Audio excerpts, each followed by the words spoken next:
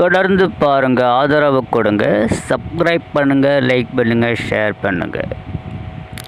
சிறகடிக்கும் ஆசை தொடரில் விஜயா மற்றும் மனோஜி செய்த தில்லுமுல்லை கண்டுபிடிக்க முத்து தீவிரமாக முயற்சி செய்கிறாரு. இதன் ஒரு பலனாக அவர் எலுமிச்சம்பழத்தை மந்திரிச்சு கொண்டு பூஜை அறையில் வைக்கிறாரு. மீனா கேட்குறாங்க, உங்களுக்குத்தான் இந்த சாமி நம்பிக்கையெல்லாம் கிடையாது, எங்கே போய் எந்த சாமியாரை பார்த்தீங்கன்னு. நான் எந்த சாமியாரையும் பார்க்கல, தெருவில் இருக்கிற நாட்டார் கடையில் தான் எலுமிச்சம்பழத்தை வாங்கினதா சொல்கிறாரு.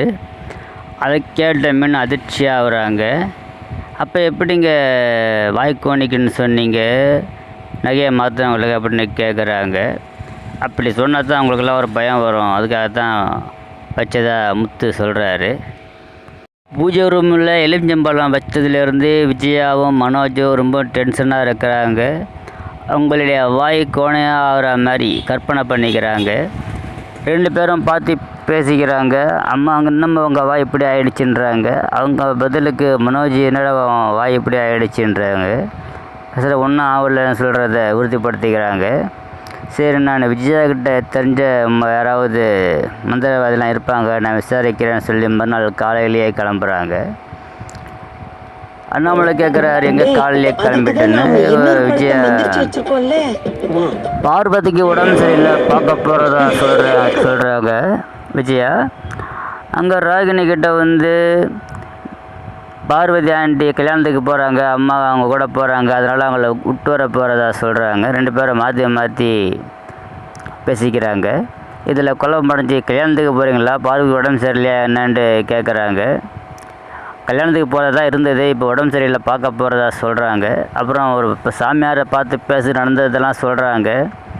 அதுக்கு நீங்கள் தப்பு பண்ணியிருக்கிறீங்க, நிச்சயமாக தப்பு செஞ்சவங்கள வாய் கோணிச்சுக்க அப்படின்னு சாமியார் சொல்கிறாரு. அதை கேட்டு ரொம்ப அதிர்ச்சி ஆகுறாங்க. சாமியார்கிட்ட வேறு என்ன தான் வழின்னு கேட்குறாங்க. அவர் வந்துச்சு ஒரு எலுமிச்சம்பழம் கொடுக்குறாரு.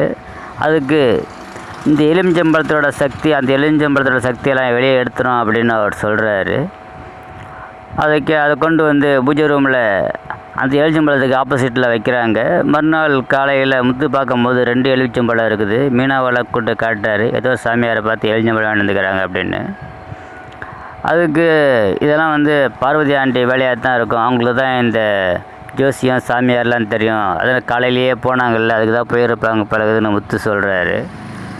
பிறகு முத்துவும் மனோஜ் தூங்கும்போது கனவுல எலுமிச்சம்பழம் சுற்றி வர்ற மாதிரிலாம் கனவு காண்றாரு. முழிச்சு இருக்கிறப்போ ஒரு